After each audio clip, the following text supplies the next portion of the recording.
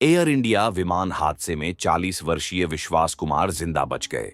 उन्होंने बताया कि उड़ान भरने के 30 सेकंड बाद तेज आवाज हुई और फिर विमान दुर्घटनाग्रस्त हो गया।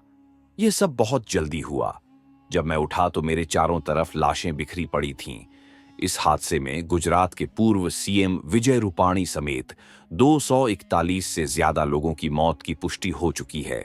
हालांकि विमान में सफर कर रहा एक यात्री जिंदा बच गया। इसे चमत्कार से कम नहीं माना जा रहा है। विश्वास कुमार रमेश एयर इंडिया की फ्लाइट में 11 ए सीट पर बैठकर लंदन जा रहे थे। दुर्घटना के तुरंत बाद उन्हें अस्पताल में भर्ती करवाया गया।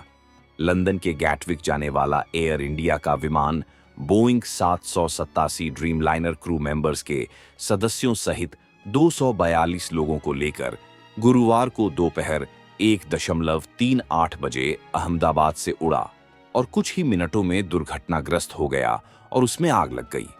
विमान हादसे में घायल हुए लोगों को शहर के सिविल अस्पताल में भर्ती करवाया गया है। गुरुवार देर शाम तक पुलिस ने 204 लोगों के मरने की पुष्टि कर दी है और यह आंकड़ा अभी बढ़ सकता है। विमान बीजे मेडिकल कॉलेज के हॉस्टल पर गिरा, जिससे इमारत का मलबा फैल गया। इस हादसे में 241 यात्रियों समेत कुल 265 लोगों की जान चली गई। 242 लोगों की उम्मीदों के साथ उड़ा विमान आज एक इमारत के मलबे के ऊपर शांत पड़ा हुआ है। ये विमान न अब कभी उड़ान भरेगा और न ही कोई इस विमान में अब बैठना चाहेगा। इतिहास के पन्नों में एयर इंडिया के इस विमान की दास्तान कुछ यूं लिखी जाएगी कि जिसे पढ़कर लोगों के रोंगटे खड़े हो जाएंगे। लंदन जाने वाले एयर इंडिया के इस विमान के चारों तरफ सिर्फ सन्नाटा पसरा हुआ है। इसे भारत के किसी यात्री विमान के साथ हुई सबसे बुरी दुर्घटना माना जा रहा है। यह हादसा चौंकाने वाला इसलिए भी रहा क्योंकि बोइंग के इस 787 ड्रीमलाइनर विमान की गिनती दुनिया के सबसे सुरक्षित विमानों में होती है। लेकिन आखिर यह हादसा हुआ कैसे? जिम्मेदारी किसकी है? कौन लेगा? आज की वीडियो में इसी पर बात करेंगे। एयर इंडिया की फ्लाइट नंबर 171, जिसका एयरक्राफ्ट बोइंग 787, जिसको ड्रीम लाइनर भी कहा जाता है, उसने लंदन के लिए अहमदाबाद के सरदार वल्लभ भाई अंतर्राष्ट्रीय हवाई अड्डे से उड़ान भरी थी। फ्लाइट रडार 24 एक वेबसाइट है दोस्तों, जो दुनिया भर की फ्लाइट्स को ट्रैक करती है। उसके हिसाब से प्लेन के सिग्नल टेक ऑफ के कुछ ही सेकंड बाद ही मिलने बंद हो गए थे। जमीन से 625 फीट की ऊंचाई तक उड़ान भरने के बाद अचानक से प्लेन नीचे आने लगा, जिसको एविएशन की भाषा में डिसेंड या सिंक होना कहते हैं। और दोपहर 1:38 पर अहमदाबाद के एक रिहायशी इलाके मेघानी नगर में एक ऐसी बिल्डिंग पर यह प्लेन क्रैश कर गया जहां पर लोकल डॉक्टर्स रहते थे। रिपोर्ट्स के हिसाब से प्लेन इस बिल्डिंग के मेस वाले हिस्से पर गिरा, जहां उस वक्त कई डॉक्टर्स लंच कर रहे थे। खबरों के मुताबिक फ्लाइट टेक ऑफ होने के तुरंत बाद पायलट ने एयर ट्रैफिक कंट्रोल में एक मेडे कॉल करी थी। मेडे कॉल एविएशन में एक डिस्ट सिग्नल कॉल होती है और जब कोई हवाई जहाज ट्रैफिक कंट्रोल को मेडे कॉल करता है तो इसका मतलब होता है कि कुछ बहुत बड़ा लाइफ थ्रेटनिंग खतरा है। 1920 में शुरू हुई यह प्रैक्टिस आज एक ग्लोबल प्रोटोकॉल है, जिसका इस्तेमाल कल एयर इंडिया के पायलट ने प्लेन टेक ऑफ होने के कुछ ही सेकंड बाद किया। लेकिन जब एयर ट्रैफिक कंट्रोल ने उस कॉल का जवाब दिया तो बदले में एयरक्राफ्ट से कोई भी जवाब नहीं आया और थोड़ी देर बाद आग और धुएं का गुब्बार अहमदाबाद के आसमान में छा गया। इस दुर्घटना को लेकर कुछ थ्योरी सामने आ रही है। आइए इसके बारे में विस्तार से जानते हैं। पहली थ्योरी, क्या सही ऊंचाई तक नहीं पहुंच पाया विमान?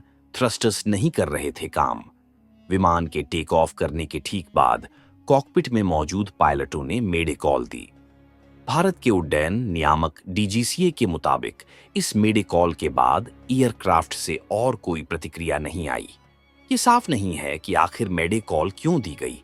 इस बीच हादसे में इकलौते बचे शख्स रमेश विश्वास कुमार ने कहा है कि विमान ऊंचाई तक पहुंचने में मुश्किल का सामना कर रहा था। इसी दौरान उन्होंने एक जबरदस्त धमाका सुना। टेक ऑफ के बाद विमान 625 फीट यानी 190 मीटर ऊंचाई तक गया। इसके बाद यह लगातार नीचे जाता दिखा और इसके बाद पेड़ और इमारतों के बीच गिर गया। इसके बाद विमान को आग के गोले में बदलता देखा गया।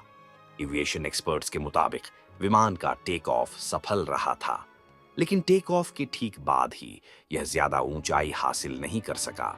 इस पर कुछ शुरुआती रिपोर्ट्स में कहा गया कि एयरक्राफ्ट टेक ऑफ के बाद जरूरी थ्रस्ट पैदा नहीं कर पाया और नाकाम हो गया, जिससे क्रैश की स्थिति बनी। दूसरी थ्योरी, क्या इंजन फेल होने की वजह से क्रैश हुआ यात्री विमान? चूंकि विमान 190 मीटर की ऊंचाई पर पहुंचने में सफल रहा और इसके बाद नीचे गिरना शुरू हुआ, इसलिए सवाल यह भी है कि क्या विमान के दोनों इंजन में कोई गड़बड़ी आ गई थी? हालांकि उड्डयन विशेषज्ञों के मुताबिक विमान के दोनों इंजन का पावर लॉस प्लेन क्रैश होने का एक कारण हो सकता है। हालांकि हवा में 625 फीट की ऊंचाई पर जाने के बाद इंजन का शटडाउन होना ड्रीमलाइनर विमान तैयार करने वाली कंपनी बोइंग के लिए अपने आप में पहली घटना है। दरअसल विमान के दो इंजन अलग अलग स्वतंत्र यूनिट होते हैं। ऐसे में अगर एक इंजन में कोई तकनीकी दिक्कत आती है तो दूसरा इंजन आसानी से विमान के लोड को संभालकर इसे सुरक्षित लैंड करा सकता है।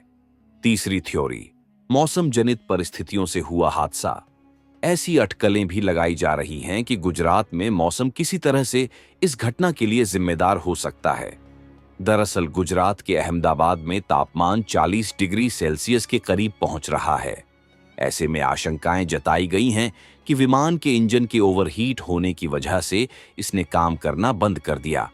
पर अहमदाबाद में 12 जून गुरुवार का दिन सूखा और धूप वाला था। तापमान भी 40 डिग्री सेल्सियस के करीब था, जिससे दृश्यता की समस्या भी नहीं दिख रही थी। चौथी थ्योरी, उपकरणों का न चलना, लैंडिंग गियर का बंद न होना, क्या हादसे से जुड़े संकेत देता है? उड्डयन उद्योग से जुड़े कई जानकारों ने सवाल उठाया कि विमान 600 से अधिक फीट की ऊंचाई पर था, तो लैंडिंग गियर नीचे क्यों थे?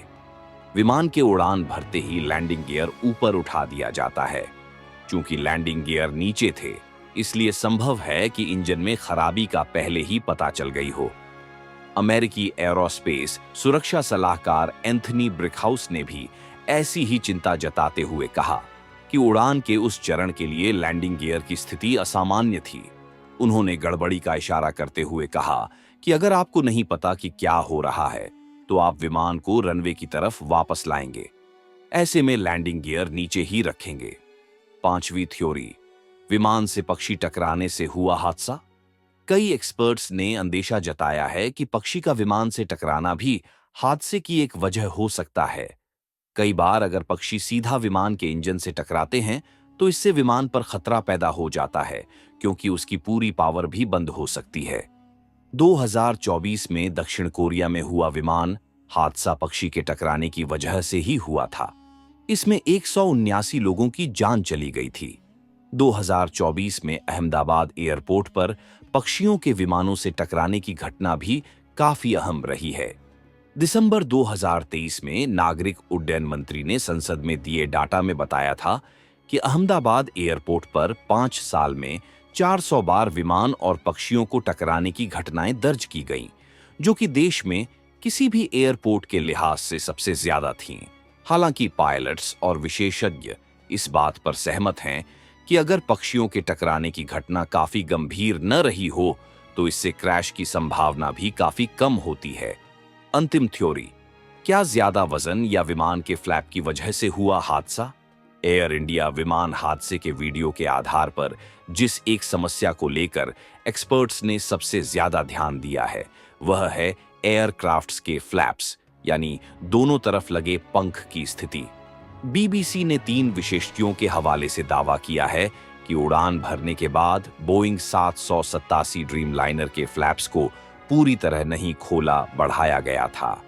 ये फ्लैप्स किसी भी यात्री विमान के टेकऑफ के लिए काफी अहम होते हैं, क्योंकि ये कम गति में भी प्लेन को उड़ान भरवाने में मदद करते हैं। एक्सपर्ट्स के मुताबिक अगर इन फ्लैप्स को सही ढंग से नहीं खोला गया तो कोई भी विमान जिसमें यात्री, उनका लगेज और ईंधन पूरी क्षमता से भरा गया हो, उसे टेक ऑफ के बाद अपनी उठान बरकरार रखने में दिक्कत आएगी। एक पायलट ने भी फ्लैप्स के पूरी तरह न खोले जाने पर सवाल उठाया और कहा कि अहमदाबाद के 40 डिग्री सेल्सियस तापमान पर जब हवा काफी हल्की और पतली होती है, तब विमान को टेक ऑफ के बाद अपनी लिफ्ट बरकरार रखने के लिए पंखों को ज्यादा खोलना चाहिए होता है। इसके अलावा इंजन की ताकत, थ्रस्ट भी ज्यादा लगता है। अगर इनमें से कोई भी तैयारी कम रह जाती है तो बड़ा हादसा हो सकता है। कुछ एक्सपर्ट्स ने इस थ्योरी पर भी सवाल उठाए हैं। दरअसल उनका तर्क है कि बोइंग के 787 विमानों में फ्लैप्स को लेकर एक वार्निंग सिस्टम लगा होता है, जो कि टेक ऑफ के पहले ही सिकुड़े हुए पंखों पर पायलटों को अलर्ट कर देता है। इससे फ्लाइट का क्रू भी अलर्ट हो जाता है। एक पूर्व पायलट मार्को चान ने बताया कि वीडियो से इसकी पुष्टि नहीं हो रही है कि फ्लैप्स पूरी तरह खुले थे या नहीं, लेकिन अगर इन्हें पूरी तरह नहीं खोला गया था तो यह काफी अजीब बात थी। आमतौर पर इससे जुड़े चेक विमान के उड़ान भरने से पहले ही कर लिए जाते हैं। ऐसे में इनके खुलने में दिक्कत के पीछे मशीनी दिक्कत नहीं होनी चाहिए। अगर फ्लैप्स सही से नहीं खोले गए तो यह पायलट की चूक हो सकती है,